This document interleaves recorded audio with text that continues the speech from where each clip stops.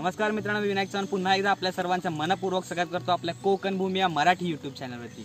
मित्रांनो, आता पाऊस सुरू होऊन जवळजवळ 1.5 महिना होत आलाय आणि एकदा पाऊस पडायला सुरुवात झाली की कोकणातल्या शेतकऱ्याला ओढ लागते त्याच्या शेतीची। मित्रांनो, या शेतीमध्ये तुम्हाला सांगतो 1 ते 3 प्रकार आहेत ॲक्च्युली। एक तसं तो मेन त्यांचा प्रकार असतो तांदळाचा, जो जास्त करून आपल्या कोकणामध्ये पिकवला जातो। प्रकार नंबर 2 असतो मित्रांनो नाचणीचा, जो आज तुम्हाला प्रकार दाखवणार आहे। प्रकार नंबर 3 असतो वऱ्यांचा। मित्रांनो, मी आज तुम्हाला जो प्रकार दाखवणार आहे तो 2 नंबर असणार नाचणी, कारण भात लागवड मोस्ट ऑफ झालेली आहे आणि भात लागवडीमध्ये जवळ माझा भरपूर वेळ निघून गेलेला आहे। तर मी तुम्हाला जो प्रकार नंबर 2 दाखवतो तो नाचण्याचा असणार आहे। मित्रांनो, तुम्ही या साईडला बघू शकता की नाचणं या साईडला लावलेलं आहे बघा। इथे नाचणं पेरलं जातं आणि पेरल्यानंतर त्याची रोपं ही अशी दिसतात। मित्रांनो, ही रोपं नंतर अशी झाल्यानंतर त्याला उकळून घेतलं जातं, म्हणजे त्याला काढून घेतात। ती जसं आपल्याला भात काढतो सेम त्याच प्रकारे हा नाचणं उकळून घेतला जातो। घेऊन नंतर त्याला ठोंबळून जो लावण्याचा प्रकार असतो तो तुम्हाला मी आज दाखवणार आहे। मित्रांनो, माझ्यासोबत पूर्ण व्हिडिओ बघा आणि व्हिडिओ आवडल्यास नक्की लाईक करा।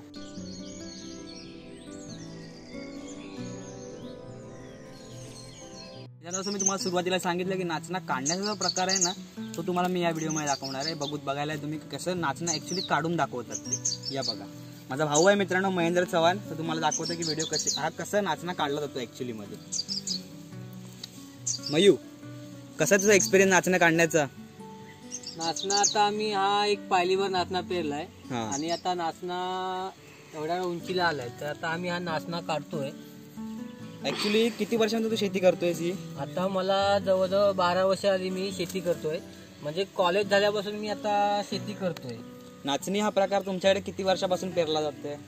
तसं म्हणजे बघायला गेलं तर फार वर्षापूर्वी, म्हणजे माझ्या आजी आजोबांच्या काळापासून हा नाचणं आम्ही करतोय आणि जवळजवळ हा नाचणं आमचा 1 गुंठ जागा आहे आमची, त्यात आम्ही हा नाचणं पेरतोय दरवर्षीप्रमाणे।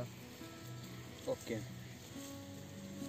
मित्रांनो, आता तुम्हाला या व्हिडिओमध्ये दाखवलं ना ते ॲक्च्युली नाचणी काढतात कसं, त्या व्हिडिओमध्ये तुम्हाला मयूरने शॉर्ट फॉर्ममध्ये तुम्हाला दाखवून दिलं की त्या व्हिडिओमध्ये ती नाचणी कशी काढली, ती नाचणीची रोपं जी असतात ती कशी काढली जातात। मित्रांनो, नाचणी हा प्रकार मोस्ट ऑफ बघायला गेलं तर डोंगराळ भागामध्ये केला जातो, कारण नाचणी या प्रकाराला जसं पाण्याची जास्त गरज असते, आपल्या भाताची गरज असते, तसं यामध्ये या पिकाला तसं पाण्याची वगैरे काही गरज नसते। आणि नाचणी लावण्यामध्ये सुद्धा 2 प्रकार आहेत। एक प्रकार तो ठोंबळणीचा प्रकार, जो तुम्हाला मी आमच्या इथे जो प्रकार करता तो प्रकार तुम्हाला दाखवणार आहे, आणि दुसरा असतो तो डोंगराळ भागामध्ये असतो, तो नुसतं आपले रोपाशी घेतात आणि रोपाशीमध्ये टाकून देतात। ऑटोमॅटिक त्या रोपाला मुळं धरतात आणि मुळं धरून ऑटोमॅटिक ते रोप उभं राहतं आणि ते उभं राहिल्या रोपावरती ऑटोमॅटिक नाचणी उगवली जाते। यावर्षी मित्रांनो बघायला गेलं तर 99% लोकांनी शेती केली, कारण लॉकडाऊन असल्यामुळे बोलतो ना 99% लोक गावाकडे वळलेले, आणि गावाकडे वळलेल्या लोकांनी जास्त करून शेतीकडे चांगला लुकआउट दिलेला आहे आणि चांगल्या नजरेने बघितलेलं आहे आणि शेती चांगल्या प्रकारे अनुभवत आहे। हाच अनुभव आपल्यासोबत थोडासा शेअर करणार आहे महेंद्र चव्हाण।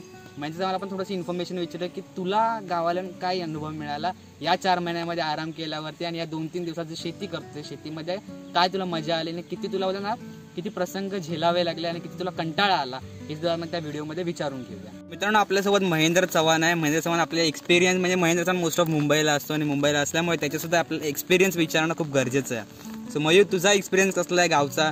तुला शेतीमध्ये काय मजा येते, तुला कसं वाटतंय हे थोडं आपल्या यूट्यूबकरांना सुद्धा कळू दे, आपल्या कोकणवासींना सुद्धा कळू दे। नमस्कार, मी महेंद्र। तुम्हाला सांगायचं म्हणजे शेतीचं महत्त्व हे आम्हाला आता गेल्या 2-2.5 महिन्यामध्ये चांगलं समजतं, कारण मी मुंबईला जॉब करतो आणि जॉब करता करता गावच्या ठिकाणी मी 2 दिवस सुट्टीसाठी आलो, त्यामध्ये हा लॉकडाऊन लागला। त्यानंतर जे लॉकडाऊन लागल्यानंतर जो मोठा प्रॉब्लेम झाला तो भरपूर मोठा प्रॉब्लेम झाला, पण त्या प्रॉब्लेमनंतर मग सुरुवात झाली पावसाची, आणि मोस्टली आता आपल्या कोकणामध्ये पावसामध्ये केली जाते शेती, आणि ती शेती आता मी गेले 8 दिवस चांगली अनुभवतोय। पण मित्रांनो, तुम्हाला सांगतो ही शेती करताना मला कोणत्याही गोष्टीचं माझ्या डोक्यावर बर्डन नाही। म्हणजे कसं माहिती, तुम्हाला सांगतो उदाहरण सांगतो, आपण जेव्हा शाळेत शिकतो ना तेव्हा आपल्या समोर शिक्षक उभे असतात, मग त्यांच्या काही गोष्टी आपल्याला सगळ्या गोष्टी ऐकायला लागतात, मस्ती करू नका रे, अभ्यास करा रे।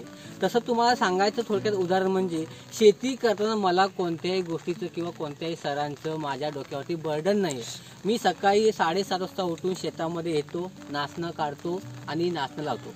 म्हणजे एकंदरीत सांगायचं म्हणजे असं की आपण जेव्हा ऑफिसमध्ये काम करतो ना तेव्हा आपल्या डोक्यावरती बर्डन असतं, म्हणजे आपला बॉस नंतर मॅनेजर म्हणजे ह्या ज्या गोष्टी असतात, मग ते काम झालं नाही का रे, मग हे काम झालं नाही का रे, म्हणजे ह्या सगळ्या गोष्टी असतात. म्हणजे असं बर्डनखाली आपण जगतो. म्हणजे थोडक्यात म्हणजे बोलतो की आता ह्या कोकणामध्ये आल्यावरती आपल्याला एवढं काय असं शेती करताना कोणत्या गोष्टीचं बर्डन आपल्या डोक्यावर नसतं.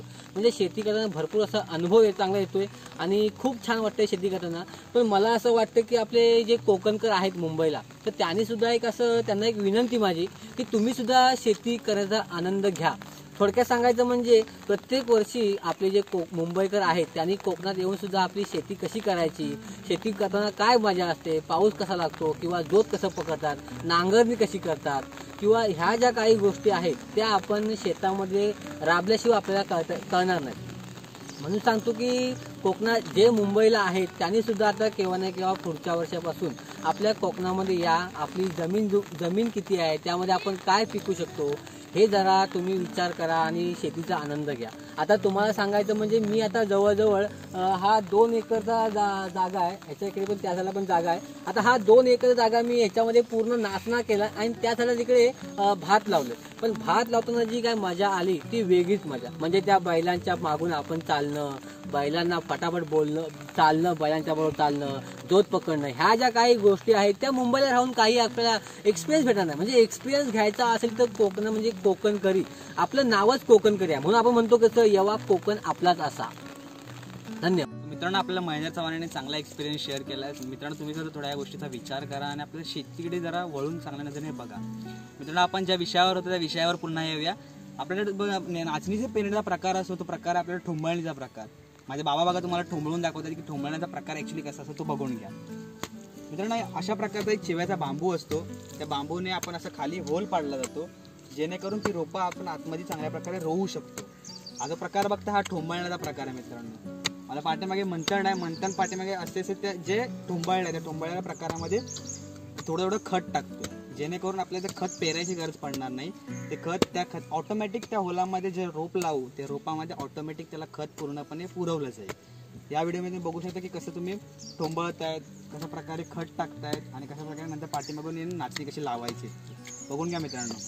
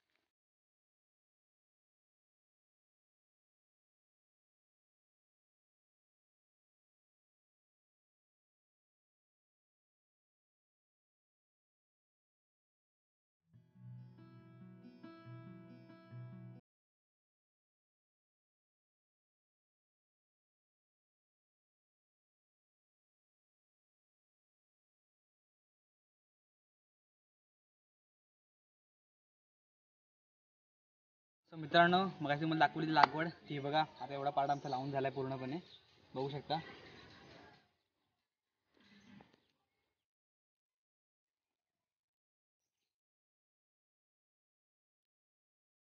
मित्रांनो हा आजचा पार्ट होता. आजच्या पार्टमध्ये एवढं सगळं लावून झालेलं आहे. आणि उद्याच्या पार्टमध्ये तुम्हाला उद्याचा पार्ट म्हणजे उद्याच्या दिवसात जे आम्ही लागवड करणार आहे ती या साईडला आहे टणक. एवढा पार्टमध्ये आम्हाला उद्या लावायचं. मित्रांनो व्हिडिओ कसा वाटला तुम्ही नक्की कमेंट करा. आणि हा आपल्या शेतीला नक्की प्रोत्साहन द्या थोडं. कारण जसं महेंद्र चव्हाण आपल्याला थोडासा बोलत एक निरोप दिला होता, एक मुलीने विनंती केली होती की मुंबईकरांनी थोडं का होईना पण गावाकडे शेतीकडे थोडं वळून बघा. कारण वळलात तर तुम्हाला पण थोडा ह्यातला अनुभव कळेल नक्की की काय ॲक्च्युली गावाला शेती असते, काय ॲक्च्युली गावाला जी मजा शेतीमध्ये भेटते ती तुम्हाला अनुभवायला भेटेल. बोलत 99% लोक मुंबईकर जेवढे गावाला आलेले आहेत सगळ्या लोकांनी शेतीकडे चांगल्या नजरेने बघितलं आणि चांगला अनुभव ते लोक घेत आहेत. तर व्हिडिओ कसा वाटला हे कमेंट करून नक्की सांगा. व्हिडिओ आवडला लाईक करायला विसरू नका. आणि हा व्हिडिओ जर तुम्ही चॅनलवर नवीन असाल तर चॅनलला सबस्क्राईब करा आणि व्हिडिओ शेअर करायला अजिबात विसरू नका. धन्यवाद मित्रांनो.